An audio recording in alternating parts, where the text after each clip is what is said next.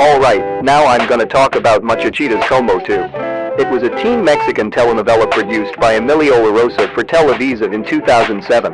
It is an adaptation of the Mexican telenovela Muchachitas, also produced by Emilio LaRosa. It premiered on April 23, 2007, and ended on November 9, 2007. This telenovela tells the story of four girls: Elena Olivares, Isabel Flores, Leticia Hernandez and Monica Sanchez Zuniga. 2007 to 2007, there is the word Muchachitas in yellow text, except the letter M is in green text, and under the word there is a red shape, and on it, there are the words Como and 2 in white text. Here is an intro.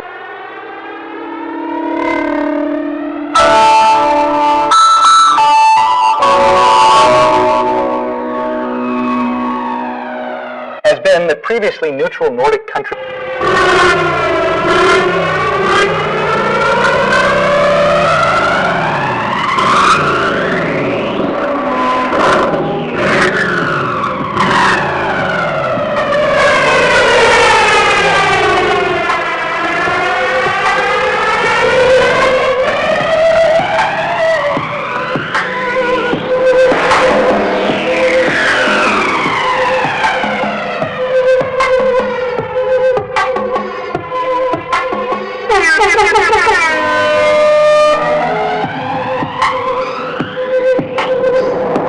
Setting off here in the 2023 Integra.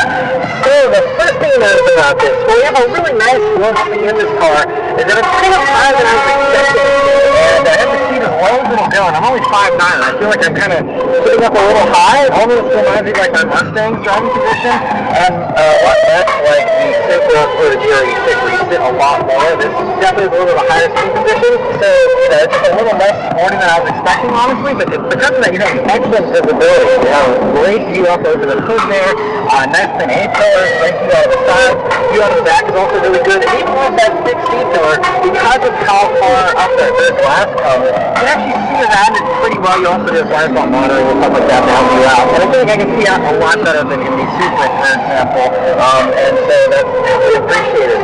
Other things to note here about this car. So, I'm also kind of surprised at just how quiet it is. I've just been cruising around. I did a little bit higher driving for a few minutes, and then just cruising around here at some slower speed. The engine, you hear it a little bit, but it is not very loud. There is no transmission with the auto vent acting, but there is no active exhaust, there is no adaptive dampers, nothing that's completely adjusted. And so as a result, there's no way to make this drop louder aside from going down the market. And they have a nice little drop here, but honestly I wish there was more noise. The only noise that I am getting that I'm kind of wishing I didn't have as much of is the road noise. It could be the road around the outside of Vegas or something. But there's an elevated amount of road noise. We're doing about 40 miles per hour right now, and it's okay on this road, but earlier on the highway or something, it's pretty loud. It actually seems like a little more road noise than I actually had in the year that I just had for a week. Something I really like about the new year so far is hearing is wonderfully weighted, has just a very natural feeling to it. I love it. Hearing it too. It's just really good to use. Auto start also really immediate. Just a tiny bit of a difference before you start getting response, but it was very direct, and the boost comes on nice and early, and so it just feels like it's really nice to start. Brakes also feel really good. Performance from on the motorway. You get the bigger brakes on speed, and so that certainly helps accentuate that feeling, but just really natural, and again, very easy to get the brake. The shifter also is an interesting one. The other red matching on.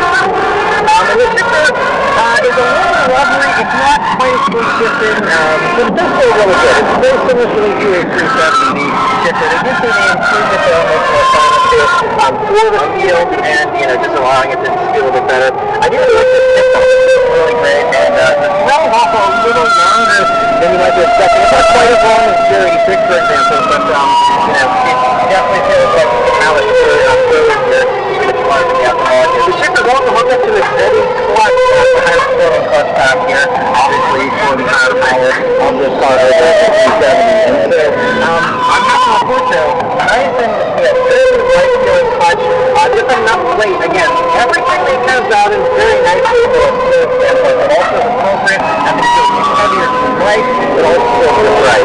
moment you've all been waiting for. Let's put him on Omni's back road here. See how it does.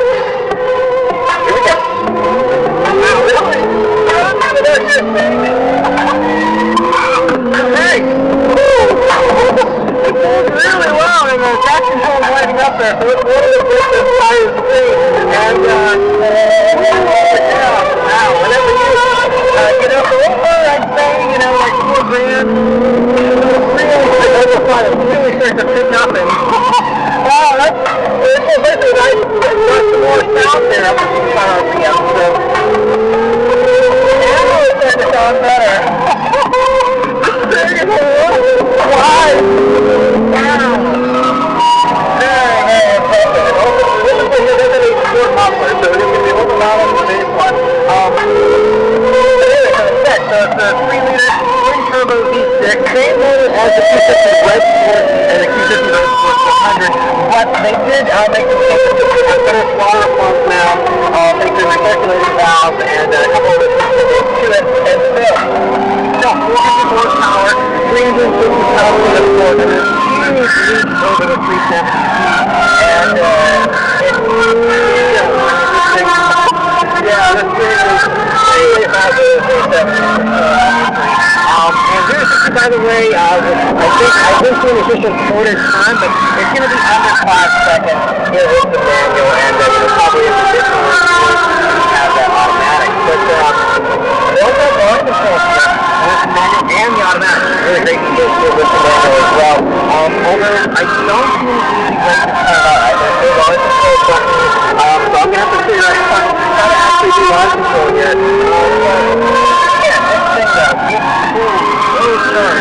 You get pretty close to 1600 RPM, and it'll pull all the way through the mid-range there, and then the horsepower comes on to 6400 RPM before it's run right around 7,000. And so, man, this thing though, it pulls really strong. So obviously it's a little hard to compare the Super to the Super up until about 4 days ago. So there was just the automatic transmission, and that's an 8-speed auto, so a lot of forces from the gear station. So, I'm going to have to wait for everything and see if it's really compare how it goes back to back. What I can say is, this thing, it's really, they did a good job with the gearing as well to make it so that it doesn't feel like it's too, slow or anything.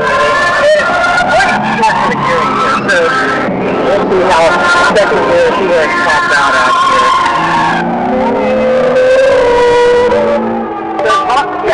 Second gear is like 65 miles per hour. They're going to be topping out there. So, I mean, that's going to do 60 run there in second gear. And then third is going to be well above. We're not going to be able to find the top of the third gear. Third gear is really a champ. I mean, this thing pulls hard. And also, I like how the suspension moves around. I mean, it really zips up nicely, and the back end's locked down, and it really is an exciting feeling. I mean, yeah, 4 horsepower in a car that's small and lighter position is going to feel exciting, but I mean, this is like way more excitement than the Q50 Red Sport. So we don't have any tight corners to go on just yet here. But I think they also have cars. It does feel nice and tight. I do feel a tiny bit of a lean to it, but definitely it doesn't feel hunkered down or a gearing 6 or something like that. But compared to like a Mustang or something like that, it's definitely just a little higher than those, and obviously a little smaller than a Mustang. But yeah, it's really good. By the way, though, if you are considering a Subway, it's just over 500 pounds, like 35, 36. So it's roughly about 30 pounds or so heavier than the 370Z. Most of that goes into the fact that you have all the turbo stuff. You have 2 turbos and the intercooler and all this higher performance in general than the 370 motor. And so as a result, you're going to have some of that ranking to make sure that the weight distribution is still really good. We also make a great rent to keep the weight down in other areas as well. They said it could have been several hundred pounds heavier if they, were just to drop it in there and let it be. As it sits, it's about 200 pounds heavier than their comparable Supra as well. So the automatic versus the automatic. So, it does feel like extra weight. It's like it's just sitting up higher and stuff. Definitely enjoying my own thing. I do appreciate the tight gears though. It is really nice and tight. Very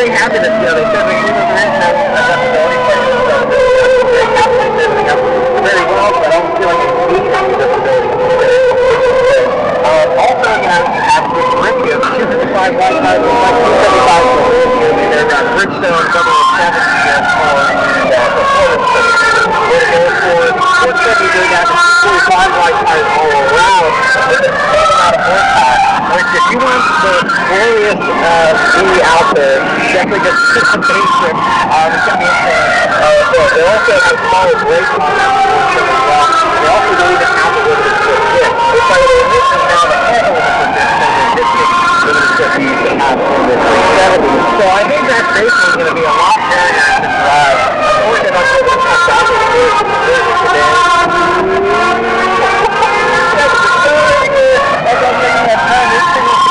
And I'm so bad with it. Wow. I didn't know that. I just a simple little tactical off-like and if you want to have it feel a little more cool, maybe I'll try that out there in a minute. Anyway, getting back to that.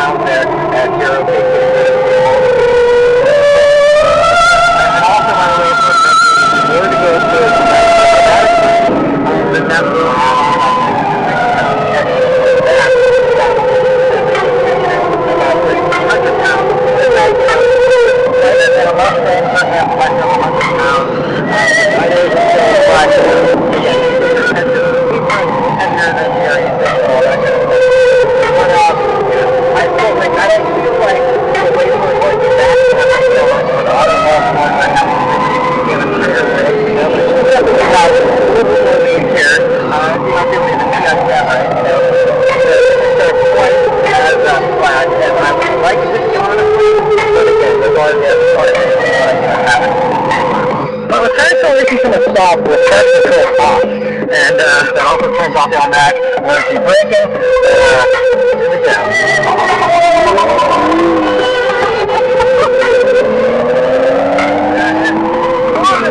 Here we go.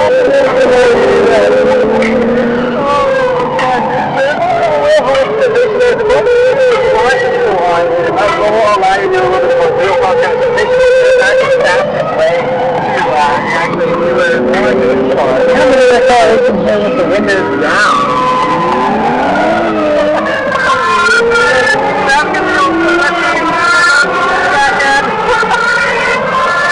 One thing you might notice here is, so now I'm doing highway speed, and guess what? There's no helicopter noise, there's no wind buffeting.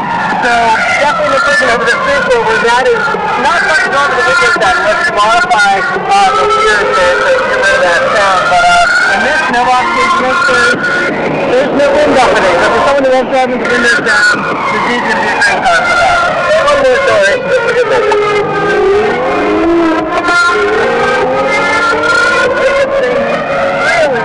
Raises up whenever you're feeling it. So much fun.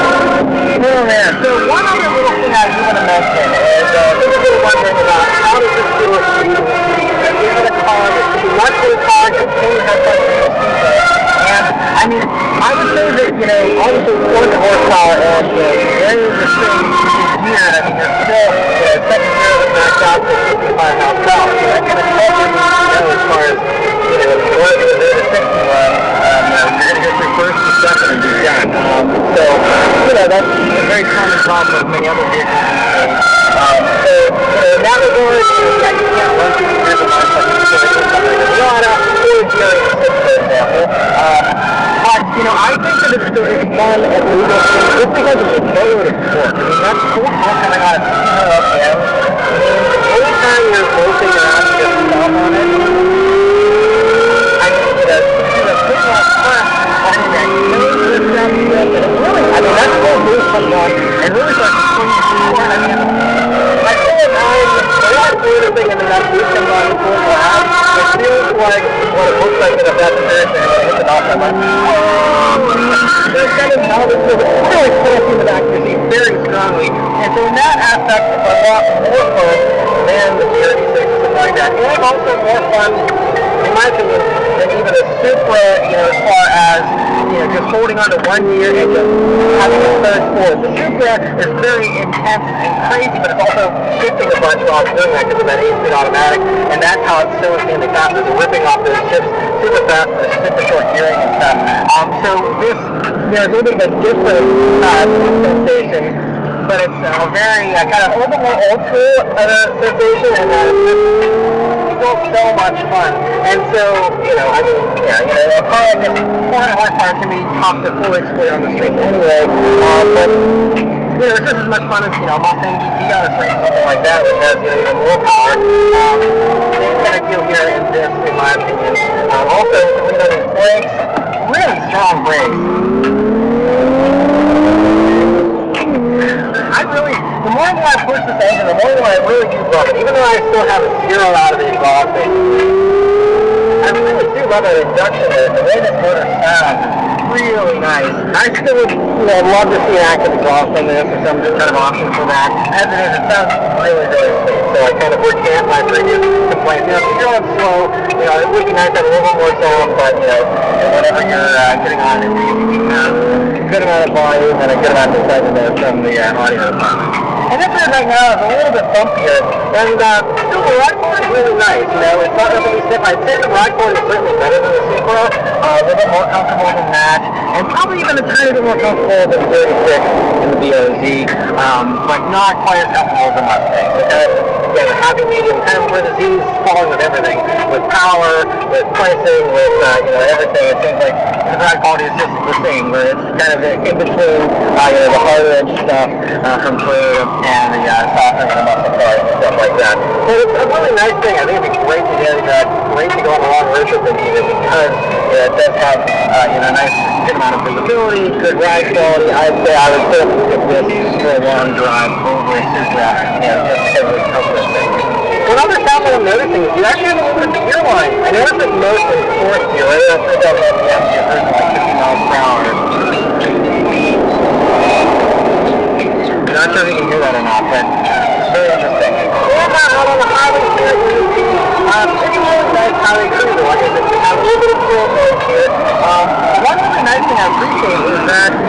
adaptive proof people here on mainly Readville, which is something a lot of animal guards don't offer adaptive series. But this one does. Obviously, it won't do the low speed stuff, but it is part of the mobile highway speed. You have the full adaptive cruise control rate, and so other than that, you have black monitoring, and your cross traffic alert, all with digital safety systems expect. And it all seems to be standard, by the way. So built for that same system. I don't think you're losing the basic accuracy. One nice thing is put you in case work version. And yeah, depending on how you do it, I think it's nice cruiser. I guess it's driving near the top of the super, very nice. And around it, and now the road's gotten smoother, so it's a nice, smooth highway, which is kind of like. But the last two things really missing here are the fuel economy and the pricing of the city. So first off, fuel economy is a raise for the manual of 18 in the city, 24 on the highway, and 20 combined. You know, if you're buying one of these, I don't really care too much about fuel economy, but it is worth noting that that is, basically the big kind of fuel economy here.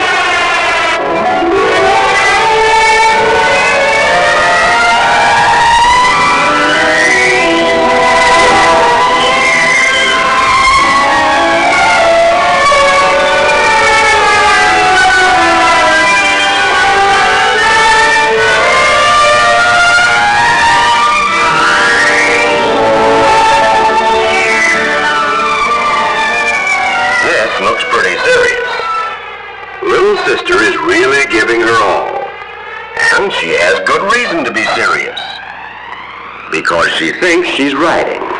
Well, she is writing, using one of the earliest forms of writing known to man to express something she has on her mind. Writing is an important art, and if this little girl and millions of other small children expect to be successful when they grow up, they have to learn to write clearly and rapidly. And this is the first step. Little Sister is making a very hard job of it, because this is hard work for her. It'd be hard work for all of us if we had to think consciously, as little children do, of every move our hand and arm make as we write. Writing would be almost impossible if we had to think every time a muscle contracted or relaxed, every time our hand changed direction for a curve, or to push or pull to form a letter. Just try it yourself sometime in front of a mirror.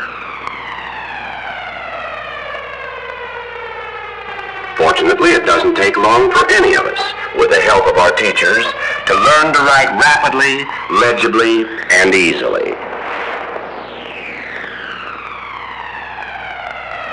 We have learned how to make marks on paper that tell what we're thinking about, that tell others how we feel about them, transferring our thoughts without a spoken word. We can write notes on what we're doing that can be read many years from now. And we can use the magic of writing to send our thoughts to friends in any part of the world. Yet each of us started out where little children start, by drawing pictures. And these childish drawings are only a little different from the picture writing of many thousands of years ago. This ancient picture writing, scratched with a bit of flint on a piece of slate, tells of a battle with a mammoth. Picture writing did well enough for recording a simple fact, but it could never be used for a clear expression of a thought or an idea. While some people were still recording events with pictures, the ancient Egyptians developed a form of writing called hieroglyphic that was capable of expressing everything that could be told by the spoken word. The Egyptians also wrote in pictures, but now each picture stood for the sound of a syllable.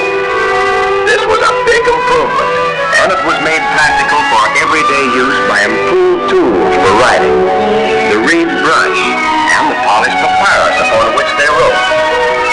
But the papyrus, from which we get our word paper, was very expensive, and the reed brush wore out quickly and had to be replaced. This kind of writing was slow, because each character had to be carefully drawn. It was also hard to read and write, because so many different pictures were needed to express every syllable in the language. passage of time, the Egyptians went to a nearby land to mine copper and semi-precious gems. And from the surrounding desert, they hired the Seirites to help with this mining. The Seirites found it was necessary to keep accounts of the work they did and the pay that was due them. But Egyptian writing was much too complicated. So, probably with the help of a friendly Egyptian scribe, the Seirites developed the world's first pure alphabet. Their first letter was a crudely drawn head of an ox. In their language, an ox was called an elf, which we spell A-L-P-H. And so this picture stood for the sound of A. Their second letter was drawn in the form of a courtyard for a house, which they called Bet, spelled B-E-T. So this letter was given the sound of our letter B.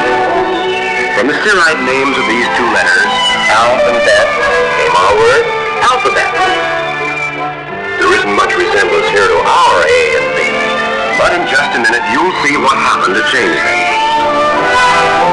Business needs caused the beginning of the first alphabet, and business activity caused the alphabet to spread. The Phoenicians, descendants of the Seirites, were the traveling salesmen of their day. In their great ships they sailed over the Mediterranean, trading with the people who lived on its shores, carrying their version of the Seirite alphabet to their Greek customers.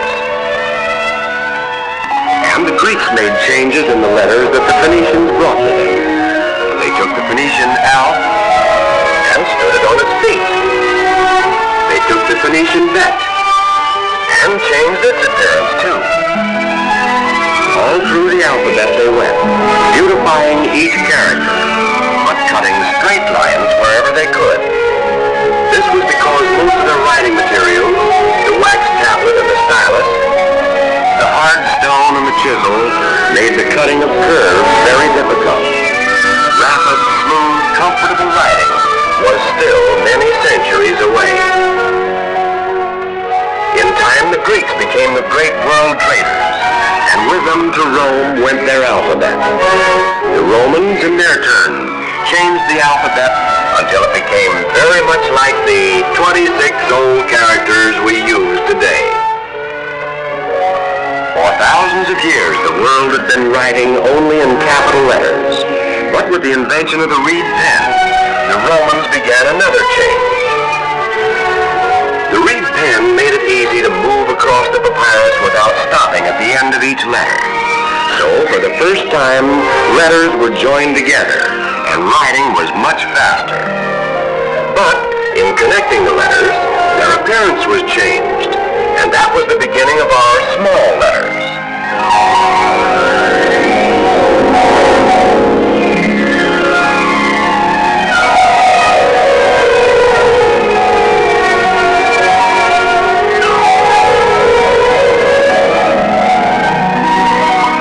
The next big change came in the Middle Ages, and again the tools used in writing had an influence on the change. Manuscripts then were being written on calfskin, which was called vellum, from the same root that gave us the word veal. And the writing was done with quills, usually made from the wing feathers of geese. With these expensive and superior writing materials, handwriting became a fine art.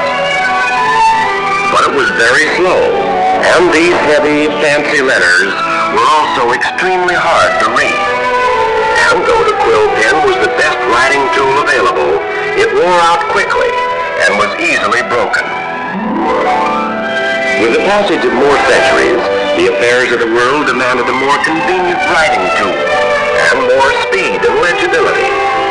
Paper was now comparatively cheap, and gradually the quill was abandoned in favor of the new steel pen. Even before the American Revolution, steel pens were being made by hand in France, and this better writing tool began to have an effect on the kind of writing people used. Gradually there came into use a new method of handwriting, an elaborate style with many flourishes and scrolls. This was faster and easier to read than the manuscript writing of the Middle Ages, but each letter still had to be carefully drawn. when people tried to make these fancy letters in a hurry, this is what happened. Writing tools were still far from perfect. For one thing, the ink used at that time quickly corroded the pen points. This led to the manufacture of gold pen points with very elegant holders. The gold points didn't corrode, but they were so expensive that most people kept on using steel pens. And in spite of all the years that had passed since the invention of writing, there was still the unsolved problem of convenience. And there's no time to lose, Mr. Jenkins. This issue is being snapped up by some of the biggest investors in the country. Well...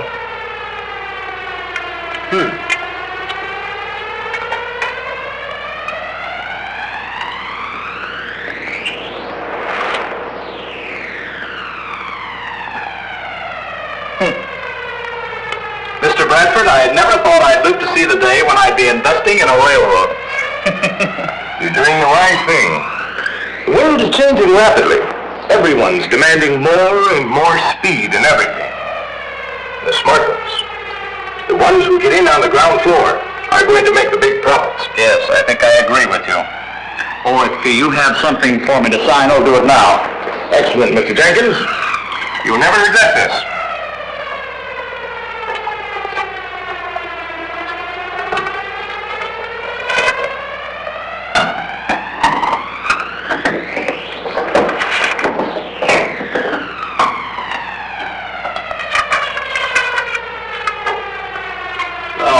No. We'll have to postpone our business. The ink is dried up. Not at all, Mr. Jenkins. Not at all. Here's a pen. And here's the...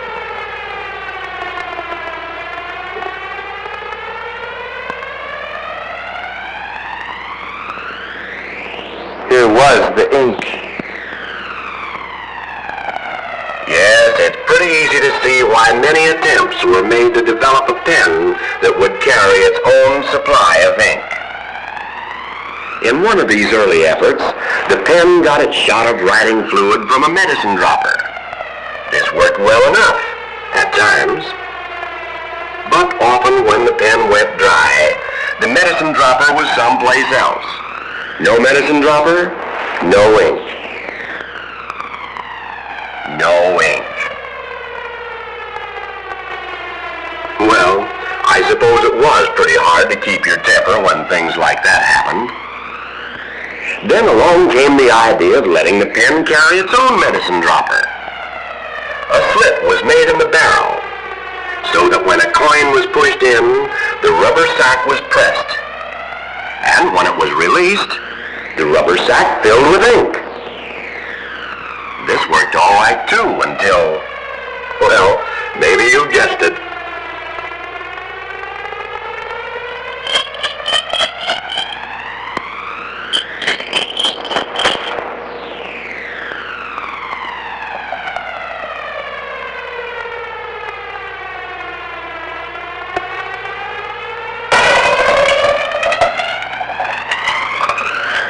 Even after thousands of years of writing progress, that's more or less the way things were.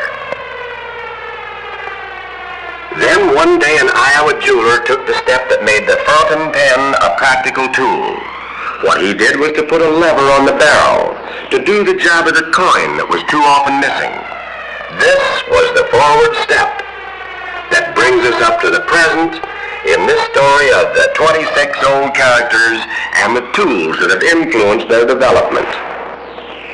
Today, the fountain pen, like every other improved writing tool in history, is causing changes in the way we write, making it easier, faster, and better, adding to the permanence of writing.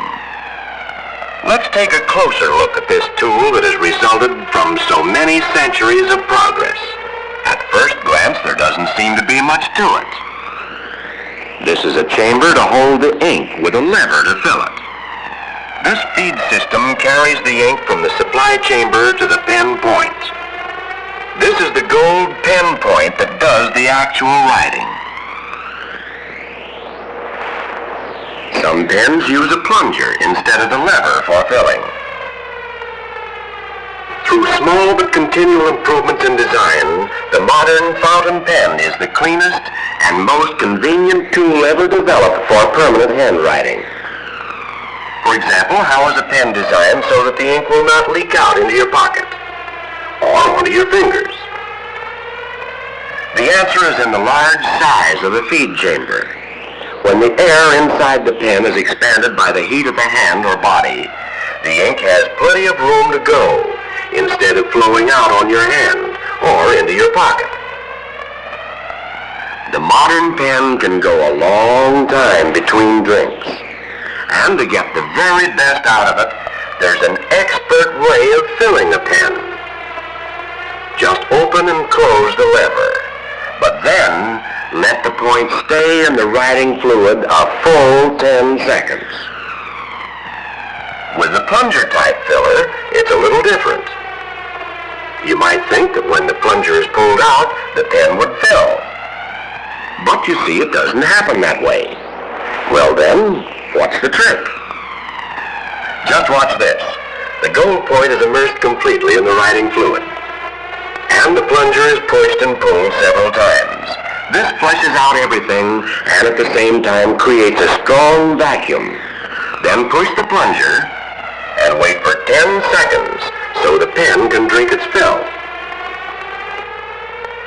How is a fountain pen designed so the ink flows smoothly without interruption at exactly the rate you need it?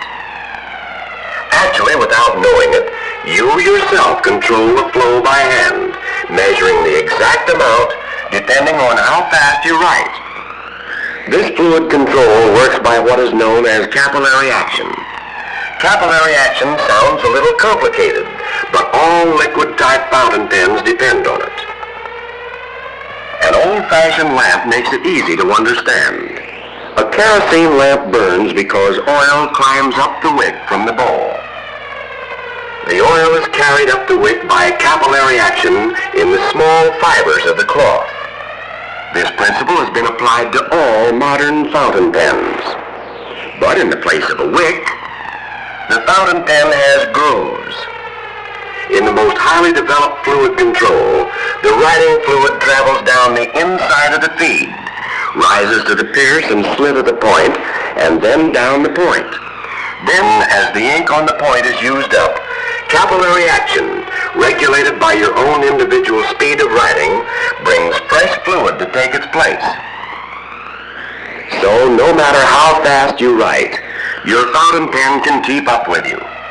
In fact, the fastest handwriting in the world today is done with fountain pens. I believe he is the kind of employee we need here. But since I want to be absolutely sure, I ask him to come back again next week. Thanks a lot for sending him in. Regards and so forth. That's all for now, Miss Simpson. Just as everyone in the world is different from everyone else, no two people in the world write exactly alike. No one else in the world writes the way you do. It's something that marks you as different. Even before your very special letter to that very special person is opened, that special person knows it's from you. Each person's handwriting is so individual that even strangers can tell who the writer is. Handwriting experts can identify people as easily as fingerprint experts do, can identify people by their signatures alone. A bank clerk will cash a check because he recognizes the signature, although he may never have seen the depositor. And perhaps your teacher has never met your father, but she knows his signature. Individual differences in handwriting make possible many of the activities upon which the world depends. And because writing is so important, people form opinions of you by the way you write. Even now, your handwriting is having its effect on you. For example, example, scribbled written work makes it difficult for teachers to concentrate on what you've written. But if you write clearly, the writing doesn't have to be deciphered, and all of the teacher's attention can be given to your expression of what you've learned. Today, as throughout history, writing is influenced by the kind of writing tool it's used. For one thing, a good pen is important because it should be a lifetime investment. And if you find it hard to write clearly and comfortably, it may be because the pen you have doesn't fit your writing style. So if you'll show your handwriting to a store that carries fine fountain pens, you can find out what point is best for you. A pen point can be found to suit your particular style of writing.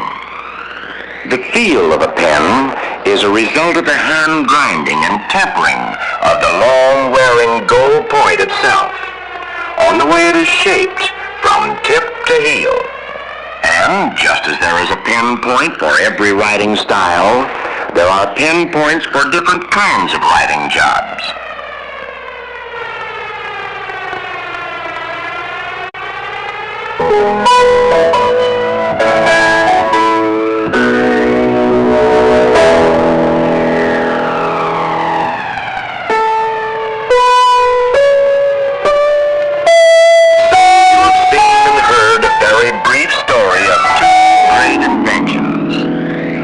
Simple, easy-to-use alphabet, and the tool that has played such a big part in the use of these 26 old characters. But even today, in some parts of the world, handwriting is still complicated. Here's a message for you in Chinese. This is the way an Arab writes the same thing.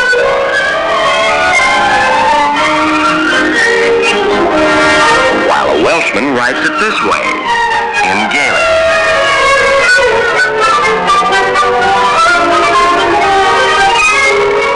Maybe you'd like to know what this message looks like in English.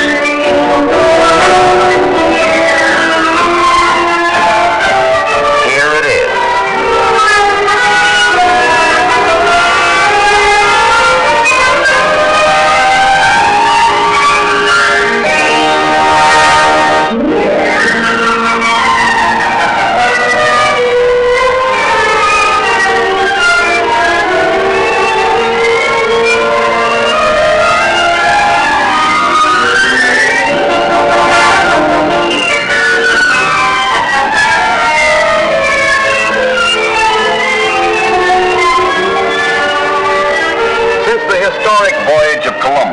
The science of map-making has played a leading role in the birth and development of America.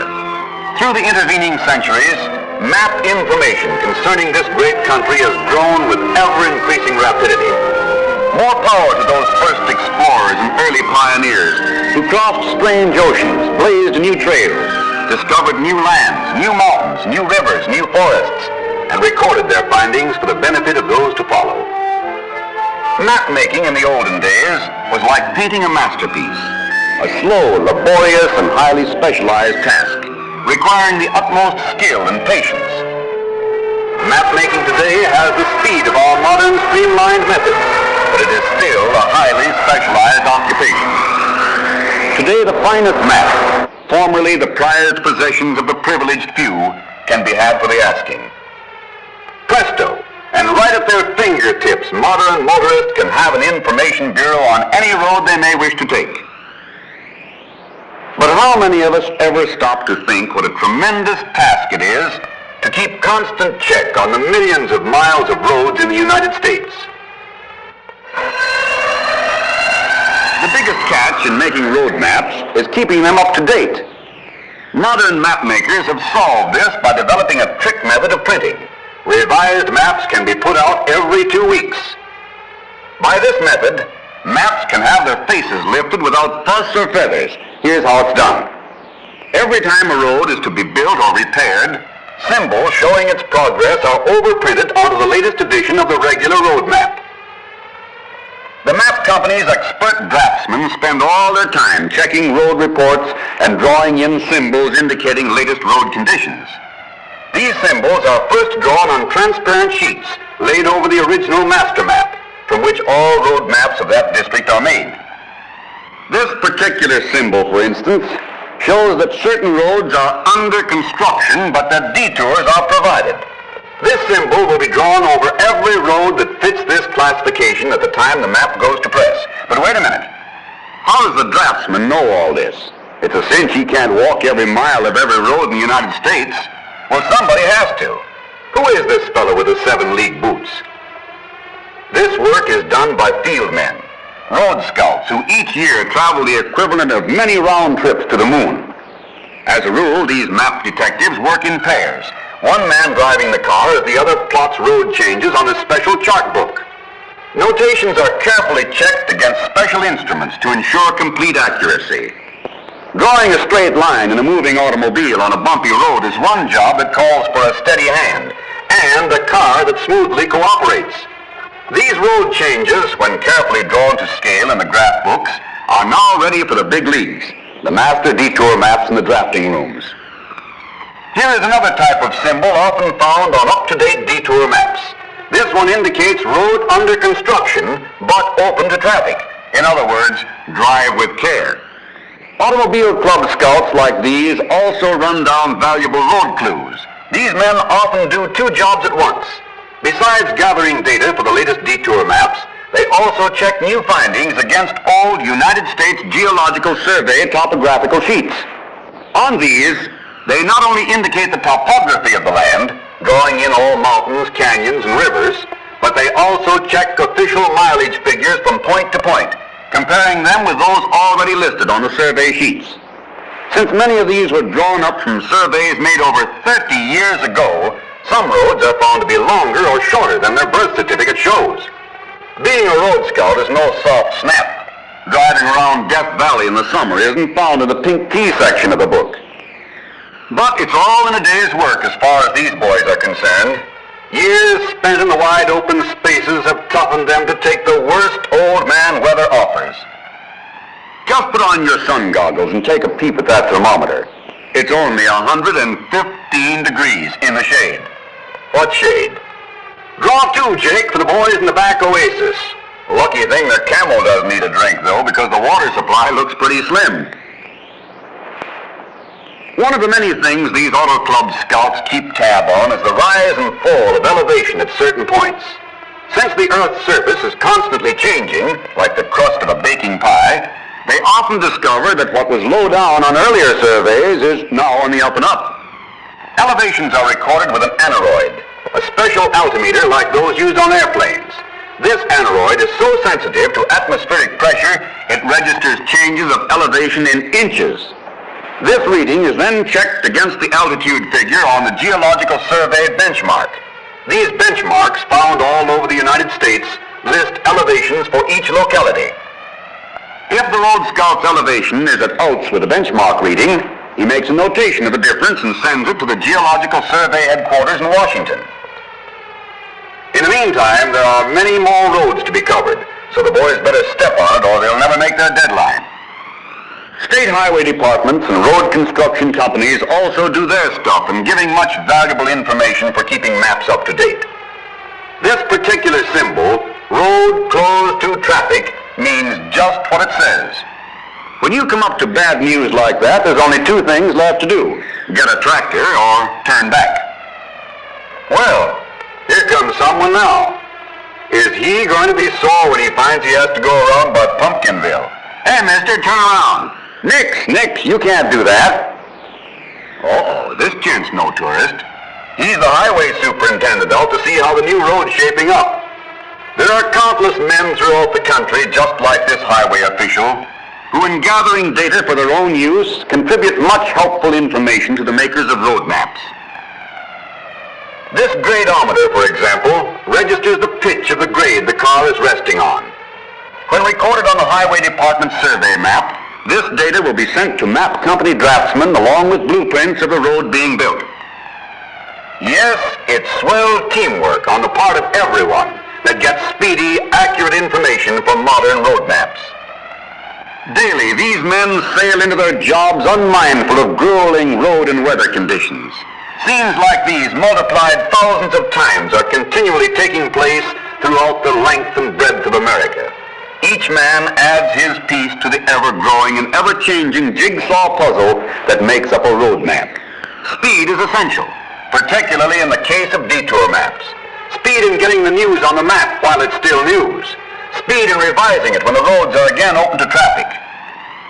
When all this last-minute road information has been transposed to the overlay sheet, the sheet is removed and placed in a special vacuum frame. A huge camera then photographs the overlay onto a glass negative. This negative is photographically transferred onto a sensitized zinc plate, which, after having its face washed in an acid solution, is ready to be inked and locked on the press. This press swiftly overprints the detour symbols onto the latest standard road maps. These, in turn, are automatically cut and folded to the proper size, ready to give folks a good steer. Yes, map-making has changed, has kept pace with a changing America. Modern maps guide us over the modern roads of the land, over great superhighways such as the famous New Pennsylvania Turnpike. Modern maps taking today's motorists where they want to go, when they want to go, quickly, comfortably,